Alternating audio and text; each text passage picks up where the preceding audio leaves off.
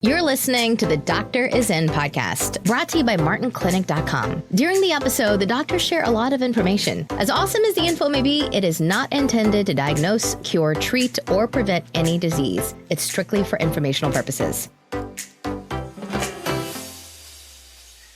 Brand, do you have any questions for us? I have a lot of questions for you. So Rita, she's had her thyroid removed due to cancer. She wants to know if it's still okay to take our thyroid supplement. Go Junior. They always hear from me, so you go first. Yeah, definitely. Because again, the thing that you have to understand is that when we built the thyroid supplement, we kind of looked at first, my dad and I always talk about how the thyroid is a puppet, meaning the thyroid only does what it's told to do. If you look at how the thyroid functions, you have the pituitary, and then on top of that, you have the hypothalamus as well. So those things have to be doing their job properly in order for the thyroid to do its job properly. And then once the thyroid starts to work, it makes T4, T3, T2, T1, and a little bit of calcitonin, right? So it's like it makes all these things. And then your liver converts T4 to T3, which is what your body pretty much uses mostly. T3 is the active form of the thyroid enzyme, so the thyroid hormone. So when somebody has a thyroid removed, you still need all those things functioning properly, right? You still need everything doing their job. You still need the hypothalamus and pituitary and everything. So yes, it's not. See, the great thing about a supplement is it's not a drug. First of all, and second of all, like I said, ours was built with the whole process in mind, which is why if you look at the ingredients in ours and you look at compared to a lot of other things, ours, people are like, oh, it's kind of a weird formula, right? It's got a lot of different things that you would never associate in a thyroid formula, but they're there for a reason. So yes, absolutely. It's not a drug. It's not going to force an issue that doesn't need to be forced. And it's going to support everything around the thyroid. Which is why we definitely like it. And yes, we would definitely recommend people without a thyroid using it. And many do, right? Many do. So, and just, if you think about it too, ladies, if you have a total hysterectomy, for example, your body's got plan B. So, you're still going to be a woman. You're still going to produce estrogen. You're still going to produce progesterone. Probably, not in the amounts that your ovaries would do, but you have plan B. It's the same thing if you lose your thyroid. Your body will adapt to that. Your body makes changes. It will produce all the, we talked about T1, T2, T3, T4, T5, because like Tony Jr. was saying, the brain, the hypothalamus, the pituitary, those are really the origins of your thyroid hormones, right? They're the ones that tell the thyroid to do certain things. And so you get plan B. There'll still be the conversion in the liver.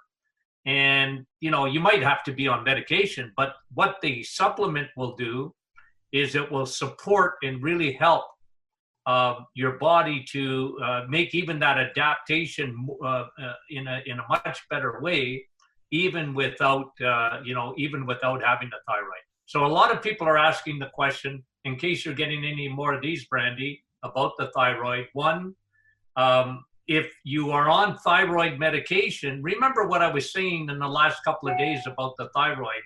One, remember what your symptoms are, because if you're tired and you're losing your hair and you got ridges in your nails and you don't feel good and you're gaining weight, and those are all thyroid symptoms. So it's important to, remember that, because it would be a good idea if you have any of those symptoms to support your thyroid, even if your blood tests come back within normal limits, because that is very common. We see that, incredible. Oh, my doctor said my thyroid is good.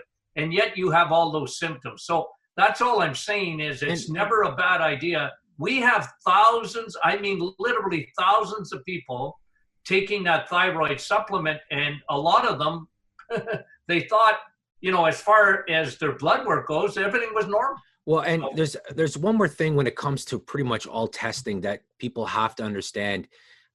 there's what they call like a numerical count. You see that all the time, right? Well, they do a count of like a blood count, or they do a thyroid hormone count. Do you have enough of it? Now, that's one aspect, and that's important. The other aspect is you can have enough of something, but if your cells aren't using that stuff properly, or if they're not doing their job properly, because remember, a hormone has an effect on a cell, and if that cell is ignoring that hormone, or that cell's not receptive to it, then it doesn't necessarily matter if you have enough of it. So one of the things that happens a lot of times with blood testing is they're like, well, I have enough, or my blood levels are normal, but that doesn't necessarily mean that your cells are using it. You can have every symptom of thyroid, have normal testing. Well, what's going on? There's something going on there. So if your blood testing is normal and you had every symptom of thyroid, then obviously there's something going on with their thyroid that goes beyond just having enough of the actual thyroid hormones. But yes, so that's a long way of saying yes. And all right, Brandy, what's up next? Did you want to just touch on if Hashimoto's can be reversed as well? Okay, yeah. Do you want to talk about that, Dad? Well, yeah, again, I hate to use the word reverse. Yeah, we like to use the word remission. We like the word remission, get it better. Yeah. Hashimoto's is an autoimmune disease that sends your thyroid into hypothyroidism, and autoimmune has different components to it. So like we have a whole protocol for autoimmune that will affect your thyroid. And part of it is big on the thyroid is your diet, because what Tony Jr. was saying is where your conversion of your thyroid. Now we have a complete teaching on this called the thyroid distress syndrome. It is tremendous. Now, let me just share something. The thyroid conversion of thyroid hormone is done in your liver. So if you change your diet and empty your liver, because one of the biggest problems with the thyroid is fatty liver. Fatty liver comes from our stinking crappy diet, sugars and crappy carbs. So if you change that, it's amazing what happens to the thyroid. And with Hashimoto's, you always have to look at, you have to go one step reversed and see why is your body turning on itself. It's an autoimmune disorder. And a lot of times you have to address, there's always some kind of underlying gut issue always going on. So that needs to be addressed. There's always a dietary component that needs to be fixed. And then you can work on supporting everything around the thyroid. And like my dad just mentioned, liver is a big part of it, because high circulating insulin can inhibit the body's ability to convert T4 to T3. So again, all that definitely plays in. So Hashimoto's, again, the word reverse is a strong word.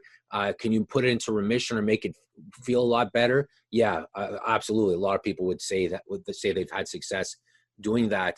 But when it comes to an autoimmune disorder, the first question always you have to ask is cause and effect. The effect is the autoimmune disorder. What's the cause of that? And that cause varies from person to person. There's a few main causes, but I mean, you have to kind of address some of those underlying things. Anything else about the thyroid, Brandy, people are asking? Nope. All right. So Greg has been eating low carb for about 2 weeks now, and he wants to know why he's so sore and achy. He's weird. Yeah, no, I mean, there's a few reasons for that. Now, one of the things that happens, especially if a person, it's one of the first times they're kind of switching that engine from burning carbs to burning fat, and they start to get into ketosis and burning ketones for energy. One of the things that happens is that process of switching the fuel tank over, for some people, is miserable. They don't feel well. They get sore, they get achy, they call it the keto flu. There's a whole whack of things that go along with it, because the body has been so used to burning another source of fuel. And one of the good things that when you get through the end of that, because there's a ton of research showing that low carb diets, people feel better because it is anti-inflammatory. So their joints do feel better after. But as a rule of thumb, for some people making that switch, they could be miserable for a bit. Real fatigue. Yeah, real. One of the biggest things people notice is they get fatigued, and that's again, that's a tough switch. But we know, and there's studies that when we talk about this in newsletters, there's studies that when a person becomes metabolically flexible and they can go back and forth with ease between the different types of burning of fuel, the more metabolically flexible they are, the healthier their mitochondria are, the healthier they are. So yeah, you definitely want to get into.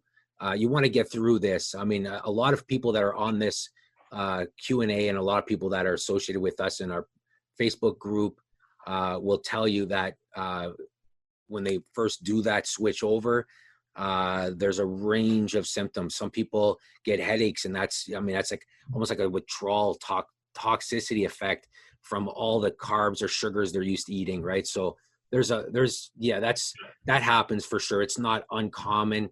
Some people don't get it, but most people that lived a life a certain way and then they start eating low carb, it could be miserable for a bit, right? Especially when they start doing your metabolic reset, Dad. They go from one way right and then completely swing the pendulum the other way. Yeah. It can be difficult for sure for people. And the other thing too, that, just as an example, that would be, I often tell patients when they're starting a candida cleanse, for example, we talk about yeast and getting rid of it. Of course, when you're doing the metabolic reset or even ketosis, if you're eating a keto diet, you're not feeding the yeast. You're not having any sugar. So one of the things that yeast does is it's an organism. It's like a pet. It's not a good pet.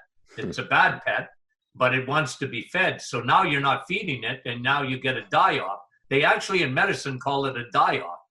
And so, that can happen with candida, but it also, like you were saying, with whenever you have a drastic change in your diet, you're burning a much better fuel. And all I'm saying is, Greg, don't quit. No, and the body's adaptive. You're doing the right thing. Believe you me, there's nobody that doesn't benefit from lowering the carbohydrates. As simple as that. And the body will adapt. It definitely adapts, but it can fight you on it. It doesn't want to give up the ghost sometimes. Yeah. All right, Brandy, what's up next? Suzette is suffering from insomnia and anxiety and wants to know if Dr. Martin has any suggestions for her. All right. Go, Junior. You start. You always start. I'll go second. All right, I'll always start. So a lot of times, here's the good news. A lot of times the same root cause of anxiety is the same cause of insomnia. Sometimes insomnia is just a symptom of anxiety. A lot of times, if you look at the physiology between the two, what you see, one of the things that we preach all the time with that would be looking at the cortisol levels of a person, right? Because cortisol, and listen, I don't care who you are today. If you're living on planet Earth right now with all the COVID stuff going on and all the lockdowns, and you're in your house, and humans were made for connection. We're made not to be 6 feet apart from other human beings. That's not how we're made. We function so much better with human contact, right? So I don't care who you are. There's a level of stress and a level of anxiety that's over everybody right now. So everybody's feeling that pressure, right? I'm sure there are a lot of people that have elevated blood pressure right now because of stress, which again could be dangerous because, look at New York City. The number one comorbidity for New York City COVID deaths was high blood pressure, right? So, these things all play in a part. But listen, there's a lot of anxiety going around. Cortisol specifically when it comes to anxiety. So you got to remember how cortisol works. So cortisol is your stress hormone. There's really two things that happen. So if I get in a real stressful situation, your body will make adrenaline, and adrenaline's like a quick burn. It rises really quickly, disappears really quickly. But what happens is that also cortisol levels go up, and they go up, and that's a slow burn. They stay up for a bit after. And cortisol, when cortisol is secreted, you're in that fight or flight mode, right? Your blood sugar levels are going up. Your respiration is shorter and more shallow. You're not taking as deep of breaths. And so naturally as well, your cortisol cycle should be just before you wake up in the morning. Your cortisol levels are the highest naturally. And that's because your body's bringing up your blood sugar levels. It's getting your body ready to wake up for the day. But what happens throughout the day is your cortisol levels should actually drop off. And then by nighttime, they should be fairly low because you don't want to be in that fight or flight mode before going to bed. But when people have elevated levels of cortisol, and if you've gone through and looked at our video on the adrenal teaching, we talk about why cortisol levels stay off a long time. It's pretty much impossible to sleep well at nighttime if your cortisol cycle is off in any way. You're elevated, your levels will be high. You're in fight or flight mode. The last thing your body wants to do when you're in fight or flight mode is take a nap or go to sleep. It's just your brain it doesn't function that way. And if you do manage to fall asleep, you're waking up frequently throughout the night. And again, that has to do with elevated cortisol. So the first thing that we always tell people that have insomnia and anxiety is get their cortisol levels under control. So that's one of the things that we would tell people to do. Also, you have to change your habits at nighttime. If you're used to a lot of blue light at nighttime, television and all that, you have to unplug earlier. Those things delay melatonin onset. They delay things that have to happen that normally do happen that give you a good night's sleep. Now, it doesn't do it in everybody, but when you have already a problem with cortisol, those things make it much, much worse. So that's where I would recommend starting. There's no question. Now, I don't know if you have anything else you want to add to that, Dad? No, I was just saying, I think you're like, I think you hit on it. A lot of times people with cortisol and anxiety, they might fall asleep, but they don't stay asleep. And, you know, where you can help yourself then is I find a lot of patients over the years, I would tell them, you know, put a couple of cortisol formula right beside your bed. You know, it's not a bad idea to drink a little bit of water in the middle of the night anyways. Take a couple of more capsules of that. And that seems to have helped a lot of people where they can, you know, when they're waking up and then they're up at, 4 a.m. and, the day is pretty long after that. Mm-hmm. Or 3 a.m. and they can't get back to sleep. That's one way to help. So, and, somebody, I don't know if anybody's asking Brandy about melatonin or, the best way to get your melatonin is not to take melatonin, is to get out in the sun and get some vitamin D, because there's not, your body makes melatonin, but it makes it when you get in the sun. So you need even sun to get into your eyeballs. Don't put your sunglasses on first thing in the morning when you go outside. Let your eyes get about 10 minutes of sun, and you start making a lot of melatonin. It's amazing, I just went out and, finally we get a day where, it's still cool, but you can get some sun where we are. And, I know I'm elevating my melatonin levels. Yeah. Can you also touch on, for Grace, how long it takes for the cortisol control to take effect? Well, again, I'll answer first, Tom. You're breaking protocol. Everybody's different, right? Everybody's different. Like, it depends on how much anxiety you have. It depends on, and you know what, dosage. Don't be scared. I was texting with a patient this morning, and I was just telling her, like Junior was saying, we live in I don't like the word, but I'm going to say it, unprecedented times. Like, I'm 68 years old. I've never seen anything like this world has gone through in the last month. To shut the world down, literally, to bring it to its knees. How can you not be secreting cortisol? Like this kind of thing happening. Yeah. With everybody. Well, and some worse than others. Don't be scared. If you have cortisol formula, up it. Like, if you got to do it for 2 to 3 weeks to get it kicked in. I've had some patient taking 6 or 8 of those a day for a couple of weeks. Hey, it works, and then you can lower the dose. All right, go ahead, Brandy. For women in their 20s and 30s, when they get acne, is this due to leaky gut, or is this due to high estrogen? Both. Those would be the two biggest causes. And I would take a probiotic anyways. We recommend a probiotic anyway. So I would be taking a probiotic, and then figure out if they do have other symptoms as well as of messed up estrogen. A lot of times it's a estrogen dominance issue going on. And again, when we say estrogen dominance, we should always probably clarify what we mean by that. Because when we say estrogen dominance, it's always in relation to progesterone. you can have low estrogen and even lower progesterone and still be estrogen dominant because the ratio is messed up. So we would ask questions based on that. You know, do you have other estrogen type of dominant symptoms or other hormonal symptoms? But yes, generally speaking, those two things. And then you can't rule out the third cause as well. So those probiotics, big cause, gut. Second cause for sure, estrogen. And the third cause, digestive enzymes. A lot of people get adult acne because they have low digestive enzyme capabilities and they're not digesting their food properly.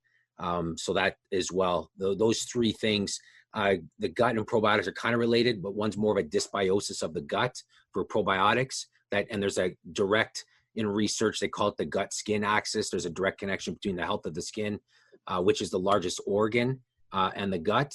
But then also digestive enzyme wise, that's a big issue as well. So usually those three things are the cause for a majority of the people. And sometimes there's some dietary stuff in there, obviously, as well. But those would be my three things. Yeah, one thing too, ladies, if you get acne, adult acne, your estrogen is higher than progesterone for sure. And what that does is elevates your testosterone. And so, testosterone is good in little amounts for women, much bigger amounts for men. But and again, those are all hormones. You can knock your estrogen down, get it leveled out, and then, exactly the gut and, the gut and the stomach, because if your acidity in your stomach isn't high enough, as you get older, by the way, your acidity in your stomach goes down naturally. You're not making the enzymes that you were making when you were 20 years old. And people go, hey, how did I get acne? How does acne start coming up when, my skin, I feel like a teenager again? But it really has to do a lot with the gut. I always start with the gut and hormones. Okay. Yep. All right, Brandy, what's up next? John would like to know if your blood type affects your diet. Well, listen, there's been a ton of research, a lot of research that looked at, when that book came out, I remember I was in school and I'm 46 years old. And I remember when that book came out, it created a little bit of a stir. And since then, a lot of research has been done and the research is pretty conclusive that it doesn't. Now, listen, a lot of times people would eat the blood type way and they'd feel better. And because no matter what way you eat for blood type, you're cutting out a lot of the junky foods, right? Like if somebody eliminates sugar from their diet and somebody eliminates all the other junk from their diets and they feel better, it has to do more with that than it did the actually eating for their blood type. So to me, there are a lot simpler ways to figure things out rather than eating for your blood type. And like I said, the research just doesn't back it up in any way. But again, people feel better doing it. Who does it really matter if they feel better? One of the things I used to deal a lot with sports injuries, and people would come up and ask me all these weird questions about injuries. And I always say, does it make you feel better? And they're like, yeah. I'm like, okay, well then do it. Do it. Okay. Just do it. But, I got a personal story about that because I think it was could have been 2000 or 99, but I wrote a book on chronic fatigue syndrome, and I was invited to be a speaker in Anaheim, California. Tony, you remember those the Nutrition West? The biggest health conferences in the world. This year they canceled it because of COVID. Remember? And they had 100,000 people already signed up to go. It's a great show. It's a fantastic. So I did that. I was a speaker one year at. I was invited to speak, and guess who was speaking with me on the same venue? Just a little, I think. Is it Dr. D'Adamo? Is that his name? Yeah, Dr. D'Adamo. Yeah. And I remember, it was fascinating. And guess who was smart? He was a lot smarter than me. Oh yeah, that guy's because I didn't sell near as many books as he did. You didn't close. I sold quite a few books on chronic fatigue, but Dr. D'Adamo I think he sold 5 million books. But I'll tell you what, it always bothered me because to me, it wasn't science. And sometimes you hide behind science, and I don't like that either. But let me just say what I mean. Look, when you look at all the nutrients there are in foods, okay, like I'm a nutrient guy. So tell me a food, I'll tell you what's in it, right? And, I can just tell you what's in it. So, and then they say, yeah, but if you got type O blood, you got to eat this way and you got to avoid this, right? And you know what? That used to bother me because I'd say, well, yeah, but your body, I don't care who you are, you need all those nutrients. Like you need every amino acid, you need B12, you need K2, you need L-carnitine, L-lysine, L-arginine. You need all those things. And some of the things you were just talking about, Dr. D'Adamo, are not in there for that particular person. Well, what are they supposed to do? The dietary. Yeah, what are you supposed to do? Take a supplement the rest of your life? So I never liked that book, but like I said, he was a lot smarter than me. He made a lot more money than me. I remember when the book came out and reading it, like I said, I was in school at the time and it was fascinating, right? It was interesting. But like I said, the science now, they've done enough research on it. Yeah. I wouldn't recommend that way for somebody for sure. That would be I same with you wouldn't recommend that for other people either. So, all right, Brandy, what's up? Evelyn says, I've been on the Serial Killers Revisited program for about a year and a half. Yeah. Lost 30 pounds and almost as much inches. Nice. I was able to get off my antacid meds, but it hasn't made any difference with my blood pressure. I'm still on meds. I also take 2 Navital daily. So, first of all, congratulations. A lot of that stuff's amazing, right? So that's good. Now, blood pressure is a lot of times a lagging indicator. It could take, sometimes for some people, blood pressure comes down pretty quickly and it regulates pretty fast. So the number one cause of high blood pressure is definitely high circulating insulin, right? So you still may have a little bit of insulin resistance in you left. But also, I don't know if you're exercising, if you're moving, I don't know what your stress levels are like. Because cortisol and blood pressure cortisol is an accelerant. The more cortisol you have, the more inflammation, the higher blood pressure. So there are other aspects. Like the biggest thing to right away when somebody has high blood pressure is dietary. But there is stress. You can be fully insulin sensitive, and if your stress levels are through the roof, your blood pressure is going to be high, right? I mean, there's no getting around that. And also, if you're not getting your blood vessels working out via exercise, also you can, so there are a few other reasons for that, but for a lot of people that are really highly insulin resistant, and it looks like you've made some great changes, lost weight and lost inches, which is awesome. You've added years to your life. But I would definitely work on getting that blood pressure under control. And I would recommend take an assessment of your stress level, because that might be a big cause of it. And are you moving around? Are you lifting weights? Are you doing those kind of things to help with that aspect of it as well? I don't know if you have anything. And sometimes you can, and you just because you want to check all the boxes, check your magnesium. Like if you're taking it really good, but some people they don't have enough magnesium in their body. Could be dehydration too. I'm always looking at things that'll keep your blood pressure high. So, but you did the right thing and good for you. You're a superstar. There's no doubt about that. Yeah. Mm-hmm. Can you talk about the best way to boost your immune system? Yeah, it's the first time we've heard this question in a while, I guess. It's a good question because, all right, let me just quickly rant for 2 seconds here. In this time, there's nothing more frustrating than reading official press releases from dietary associations saying that there's no food that will boost your immune system. That's idiotic. That's a terrible statement to make, because we can tell you with 100% certainty that diabetics are way more likely to get an infection. Diabetics are way more likely to get diabetic lung. Diabetics are more likely to also, when it comes to COVID-19, are one of the highest at risks for serious infection and death. So a diabetic doesn't get there by accident. A diabetic is a lifelong high circulating insulin because of dietary choices. So if diet can can make them a diabetic and therefore make them more susceptible because it weakens their immune system, then the opposite always has to be true. That's how it works. So the opposite of that means a diabetic can eat foods to improve his diabetes, and therefore that, as a result of that, their immune system gets a lot stronger. So what percentage, Dad, of people are metabolically healthy?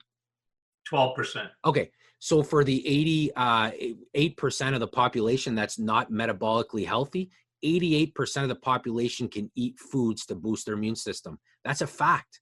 So that's why when you read those statements, it's super annoying that they would say that. And I understand what they're saying in a sense, like, you can't, if you eat broccoli, you're not going to get COVID. But nobody thinks that. That's stupid. That's not what people are thinking. They want to know, can I eat a certain way to boost my immune system? Yes, absolutely you can. If you've got high blood sugars, like we talked about in our webinar a few weeks ago, then yes, there are things you could do right now that will boost your immune system. So that's first and foremost. That irritated us beyond all measure. And then they say there are no supplement that can prevent COVID. That's true. No supplement has been tested for COVID. But let's take one step back for a second. Let's take one step back and look at the big picture. We know how respiratory tract infections, we know with flus, there are certain truths that come out of that. One is vitamin D levels, blood levels. Somebody who has lower blood levels of D is more likely to get a lung infection. They're more likely to get adverse effects due to that thing. So it only makes sense that to have stronger lungs, stronger immune system via making sure your blood levels of D are, and we could do that for a lot of different things. So I understand in a sense, some of the stuff they put out, but other things is just flat out stupid and it's irritating. Right now, you're telling people that their diet has nothing to do with their immune system is idiotic. And considering that 9%, or what's the biggest comorbidity is obesity, right? Yeah. It's Which just, is a symptom of what? yeah, it's stupid. It's just, it's so frustrating to hear that from nutritionists, dietitians talking about food as having no effect on the immune system. It's just dumb. But anyways, okay, I digress for a few minutes there. So let's flip this over. So how do you boost your immune system, right? What can you do to boost your immune system? So the first thing, as we mentioned, is you want to make sure your blood levels of D are good. And again, we live up in the north. My dad and I, we live 2 blocks away from each other.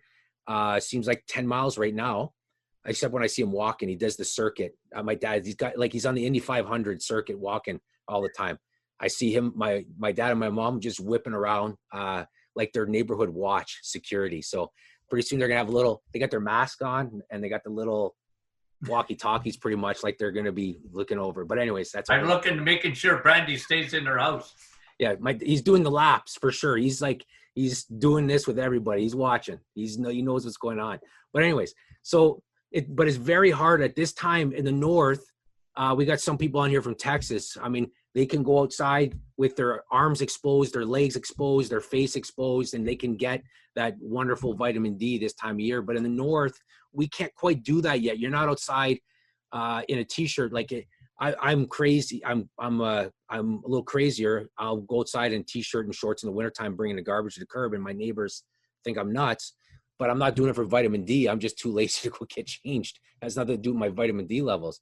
But at the end of the day, you want to make sure that first and foremost, you want to make sure that your blood levels are good of vitamin D. Now, you don't have to go test your blood levels to see if they're good. Just take enough vitamin D every day. That's it. Take enough vitamin D every day and make sure, but you're doing that consistently, because that's one of the most important things for your immune system is your blood levels of vitamin D. So that's first right there. Vitamin D levels done. We talked about dietary stuff. You want to definitely at this time, and listen, again, it's very, very tough to be eating healthy right now. It's very hard. There's so much going on in our mental space that's making eating choices very difficult to make. People are depressed. When you have that caged feeling, yeah, it's tough to do, and I understand that. But the more processed food and the more sugar you eat, the weaker your immune system is going to be. So vitamin D, definitely sugar, definitely processed foods. You can add some stuff here, Dad. I've been talking. Well, for a while. I mean, and thanks for the rant. You see, because every morning I get to rant. I rant every morning Okay? too, but Now nobody you listens. just did one. You just did a rant because I your just do blood it- pressure yeah. went up. I was monitoring your blood pressure. Yeah, I'm not wearing an Apple Watch, but if I did, it would be telling me to breathe. It tells me off all the time. Just breathe. But and the other thing, and look, you know, we talk about this quite a bit. The immune system, one of the biggest factors is your gut. Because of your immunity, you need to have enough microbiome. You need to have enough good bacteria. Yeah. That's very important. So probiotics, but you hit it vitamin. Hey, wait, I talk about vitamin S every day, and that's steak. And the reason I like it is because, well, it does a lot of things, but it gives you zinc. Yeah. And you know, even with this COVID, they were talking about Dad, Didn't you hear that the WHO recommended not eating red meat? steak. Yeah, we were going to start off with that. Since they said it, I gotta get rid of all my steak, because the WHO came out with that. I mean, listen, they're never wrong. They've been so right on everything over the years. I mean, it's time. You wanted to see, as Brandy, you wanted to see my blood pressure that went up this morning. Man, when I was talking about, but you know, zinc. Look, Yeah. you know, and they even said, well, you know, they were using it with this, you know, with this malaria drug and zinc and with an antibiotic. Was, you know, it seemed to be pretty successful. But zinc, you get it. You know, I always tell people eat their zinc. You know, get it in zinc. steak. Yeah, steak is loaded with it. So, yeah, but again, there are definite things to do for the immune system. Yep. And again, just look at the data. I always tell people when it comes to COVID-19, go look at the data. And one thing is after this time is we know who's at risk. We know what the comorbidities are. We know these things. So, you know, work yourself backwards from there. If you got high blood pressure, lower it. I got diabetes, reverse it, or, you know, bring it into remission. I got these things, that's what I would work on for sure. Okay, Brandy, what's up next? Dove says, I have fungus in my lungs, in my body, and now looking if I have it in my blood. I've been sick since December. I have to flush that out of my body very quickly. I've been on antibiotics and did fungus pills. Which diet or what do I need to do to flush that out of my system? Well, I do a reset. Don't feed it at all. Fungus is the first cut.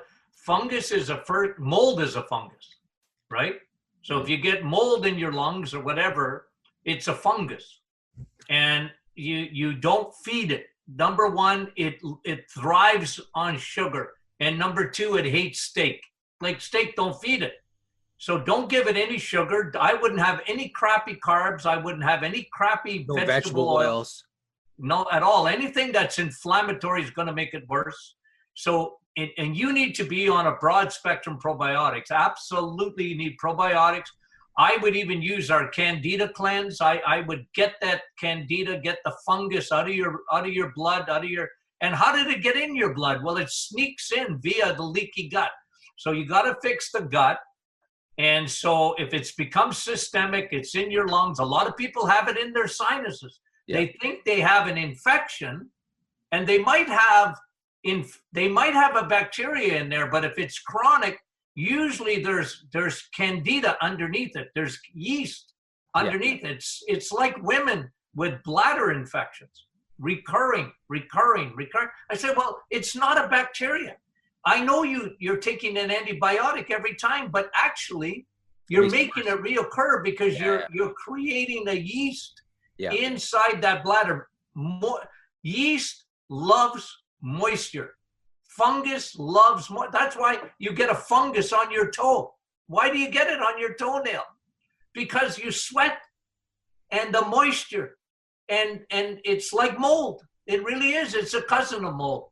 So that's where it loves your sinus, it loves your lungs. Fix it, don't feed it, and kill it. All right, Brandy. Jen would like to know, for a teenager with hormone imbalances, does the keto diet do them good or bad? Do you want to answer first, Dad? You're up. Does the keto diet do it good or bad? No, the keto diet doesn't do it bad at all. There's no question. It again, listen, there are, you know, it's funny, right? Not everybody has to go keto. Not everybody needs to do a metabolic reset.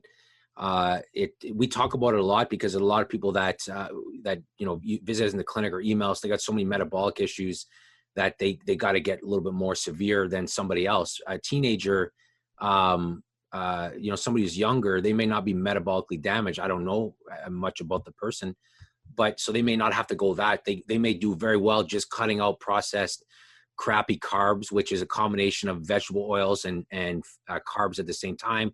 Cut out sugar, clean their diet out that way first, and and then a lot of times also, one of the things that works really well for young people, even obviously people, women in general with hormonal issues, but is our hormonal support formula that was kind of built to help fix a lot of that kind of stuff. So that's usually where that's usually what we would kind of recommend that way, and then clean up the diet for sure, because every food that you eat, and this is important for people to understand as well, every time you take a bite of food, that food has a huge impact on our hormonal system, right?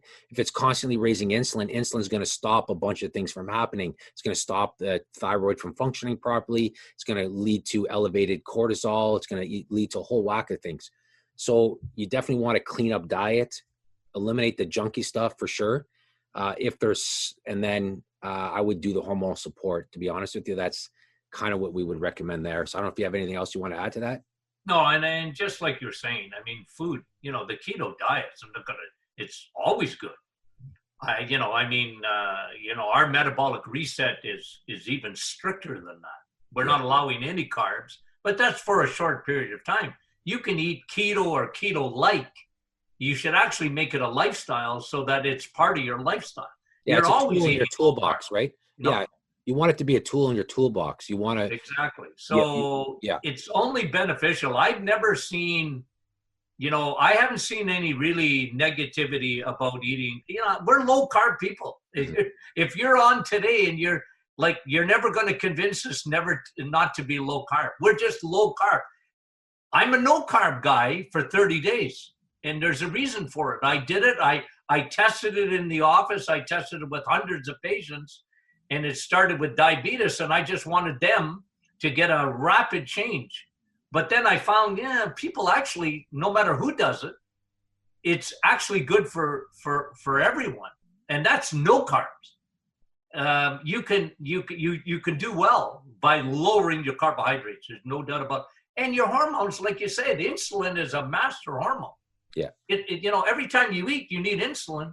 If you lower your insulin and lower your insulin resistance, you lower your inflammation. If you lower your inflammation, so it cascades into all good things. So absolutely good for you. Okay, so now we'll try to cut it off around 3-ish. We got about 12 minutes. So I don't know if you want to ask us a bunch of questions, like rapid fire type stuff, and we'll try to keep our answers short. A lot of the questions are being answered from your rants already, so I'm just trying to keep track. There's some benefit to a rant. Yes. Can I get my wife in here for a second so she can hear that? Someone who has had melanoma in the past, should they now avoid the sun? Avoid the sun?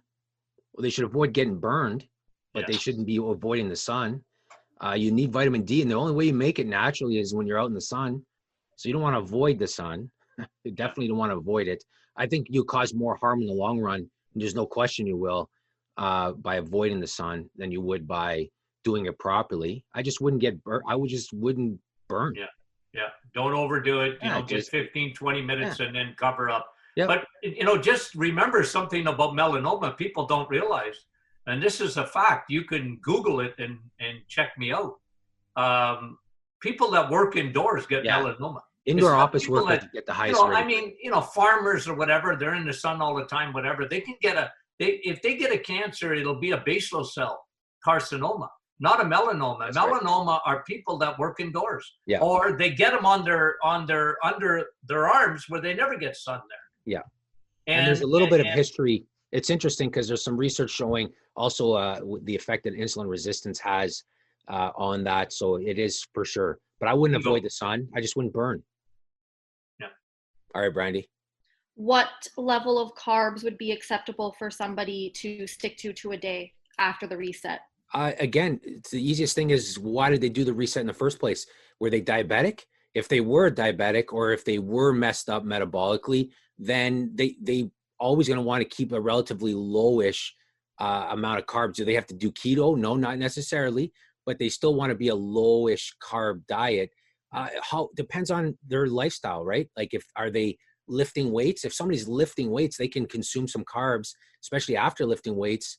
And they're insulin sensitive. They don't get much of an insulin spike after. So there's a lot of variables to that. But as a rule of thumb, depends what they went in for in the first place.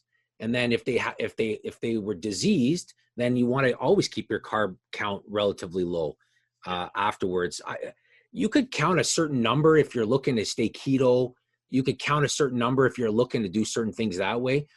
But if you're not, then you just eat a low carb diet. I mean, you go plus or minus a few grams of carbs every, it's not the end of the world by any means, because this is meant to be a lifelong thing rather, right? You make it a lifestyle. And one of the things I recommend after coming out of the reset is one thing happens when you're reset is that once you get to the 4th week, you're feeling so stinking good that people get a little bit scared about having any carbs. They're not used to having carbs anymore. And their body is burning that high octane, 99% octane.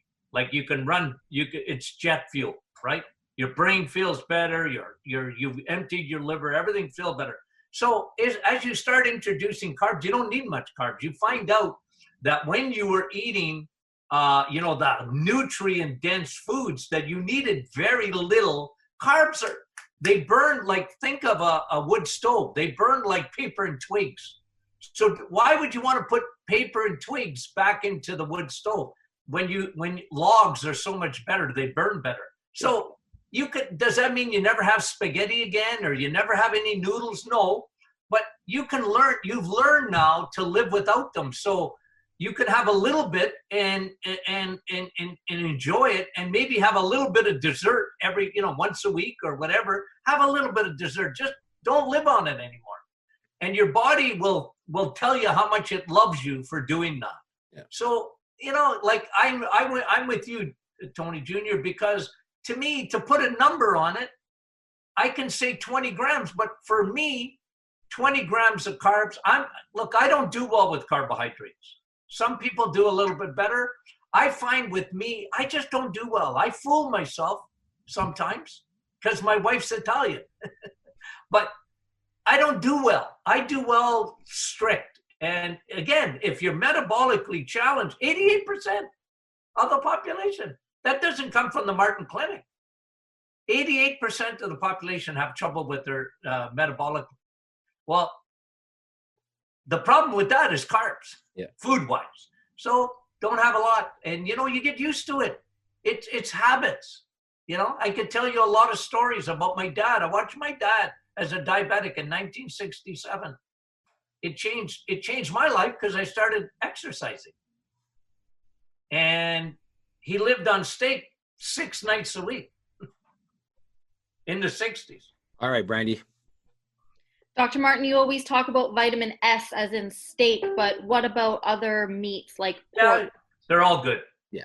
All meats are good. You know what? You know me. I'm trying to make up an alphabet, the Martin Clinic alphabet. But but first of all, steak is a superfood. If you look at the actual nutrients in a steak, it's hard to be. Question, it's a superfood. But roast beef. Oh yeah.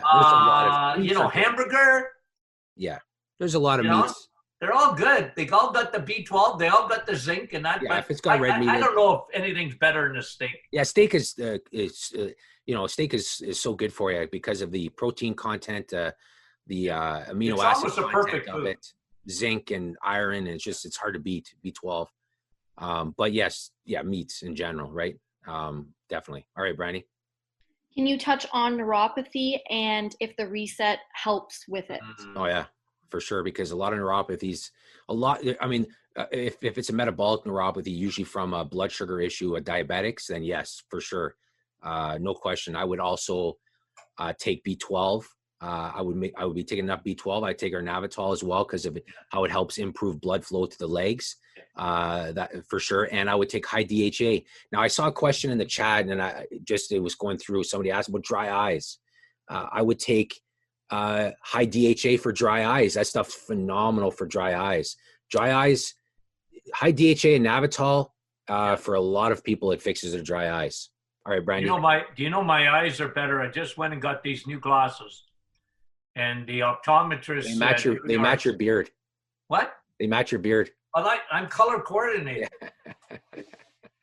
But I actually needed, at 68 years old, less of a prescription than I had when I was, because she went back in my history, and at 55, I've got less. How many people tell us that with Navitol? Do you know when people tell us that with Navitol? It's amazing because it helps with the blood flow to the eyes for sure. Yeah. All right. One of the big things in neuropathy, just got to say it, is, sorry, Brandy. Is nitric oxide. Yeah. Yeah. And nitric oxide is what opens it's a substance that opens your blood vessels. And when you have low levels of nitric oxide, you're much more susceptible to neuropathy. So get your nitric oxide levels up, B12, like Tony Jr. was saying, in Navitol, and lower your insulin. Yeah. All right, Brandy. A couple more questions still. The menstrual cycle and why migraines are caused during the menstrual cycle. Well, migraine, the funny thing, well, there's nothing funny about it, but with headaches and migraines is that it's like a check engine light. A lot of things, if you look at a car and your check engine light goes off, there's a lot of things that can cause it, right? It could be as simple as your gas cap not being tight enough to a real serious engine problem. Migraines are like a check engine light. There's a lot of causes. The most common would be hormonal, blood pressure, blood sugar, stuff like that. And menstrual, because a lot of women around their menstrual cycle, their hormones get so messed up that they get, as a result of that, they get migraines. But there's a definite very common. Oh, very yeah. common with estrogen dominance. Yes, very, very common. Too much of a woman. Yeah, estrogen dominance is definitely one of the major causes of that when it comes to menstrual cycle and migraines. So usually, when people bring that under control, then usually that fixes the migraines associated with it. All right, Brandy. Best diet for IBS. Best diet for IBS? Simple. Keep it simple, stupid for sure. A lot of times with IBS, in our IBS program, we talk about it. I got a long history of digestive stuff, so this is something I can speak to from experience. But when the stomach, when the stomach gets irritated, then everything irritates it, right? We call it angry bowel syndrome. Everything makes it irritated. But generally speaking, there's always some kind of underlying food sensitivity, allergy. There's something they're eating that's bothering their stomach. So like, for example, you can't say metabolic reset for somebody because for myself, I can't eat eggs or cheese.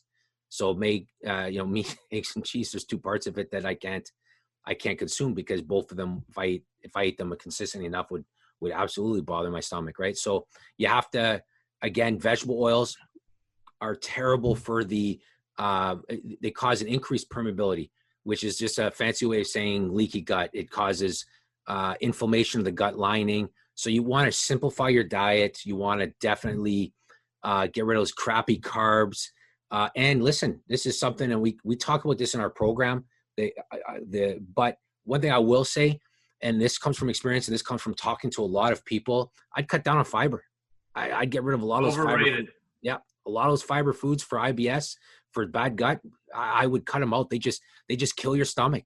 Yeah. I think that's one of the worst pieces of advice that people give. They tell people to eat a certain way, and then if you look at the amount of fiber they're eating after, it's way higher, and they just can never get their stomach settled. That's also, but I would strongly recommend watching our IBS program because we go into pretty good detail in there on how to fix your gut. Yeah. All right, one more question, Brandy, and then we'll wrap it up. I have a lot of people asking about shingles Yep. and what you can do from pain left over even after the shingle virus is gone. Yeah. So chronic pain, there's a few different reasons why chronic pain sticks around. Personally, I like if that was me, I would be taking Navital, and I'd be taking a fair amount of it because Navital controls that master inflammatory switch. And you just got to give it some time to work. It's a natural COX inhibitor. It does a whole bunch of stuff. So I would be taking that. Also, I would definitely eat to bring my inflammation levels down. And I would probably also be taking some lysine personally. I would be. Well, you can get it in the bone broth, right? Yes. That's right. Yeah, like and remember with the shingles, what happens is that it's the herpes virus, so it doesn't go away. It never goes. You're never going to get rid of the herpes virus. Once you get it, it's part of the chickenpox family. The thing is, you just don't want it to activate. So even if the rash has gone away, a lot of times people don't realize that virus is still active. And the way to put it to sleep is to get your immune system up. It's no different. Well, it's a different virus, but think of what we're talking about when we talked about your immune system a little while back because of COVID-19. Think about what we just said. Because herpes is a virus. Mm-hmm. And you had it as a little kid with the chicken pox, and it just got activated, and that pain is part of neuropathy to some extent. So the very thing we were talking about earlier, lower that inflammation, get the circulation up, get your immune system up. And the gut has an effect on that, and vitamin D has an effect on that, and lysine has an effect on that, and zinc has an effect on that. So all of these things are part of the parcel for putting shingles back to sleep. Yep. All right. So we said we'd cut off around 3. There's a lot of questions, and we appreciate all the questions everybody's asking. We're going to do this again because this is a very easy format for us to do, and we enjoy interacting with all the questions. Brandy, is it possible you can maybe keep a list of some of the questions? We can answer them in a couple of videos coming up, and that on your daily Facebook Lives you can attend. Yeah, like tomorrow morning, I'm still going to do question and answer. So, Brandy, anything there that I'm sure you have a list for me anyway. So, yeah. So again, thanks, Brandy, for hosting this. Thanks for having me. It wasn't as scary as I thought it was going to be. It was. See, it's not that bad. But thanks. It made it a lot easier for us to answer the questions this way without having to go look for them. And again, everybody who attended, there's a lot of people on this. We appreciate it. We're very thankful for the time you guys took out of your day to spend listening to us answer some questions. And again, we're going to do this again probably next week, Dad. Yeah, sure. Okay? Do you want to check your calendar? Let me check my schedule. Yeah, do you want to check your schedule, see if there's anything in there that might prevent us from doing this next week? Maybe we'll plan on doing this next week again because it was fun. It's nice and easy to do as well. All right. So again, thanks everybody. Have a great day. Stay safe. Feels like I got to say stay safe because everybody says There's the Don Cherry thumbs up. Yeah, the Don Cherry thumbs up. Right. Have a great day, guys. Thanks a lot. You've reached the end of another Doctor is In podcast with your hosts, Dr. Martin Jr. and Sr. Be sure to catch our next episode, and thanks for listening.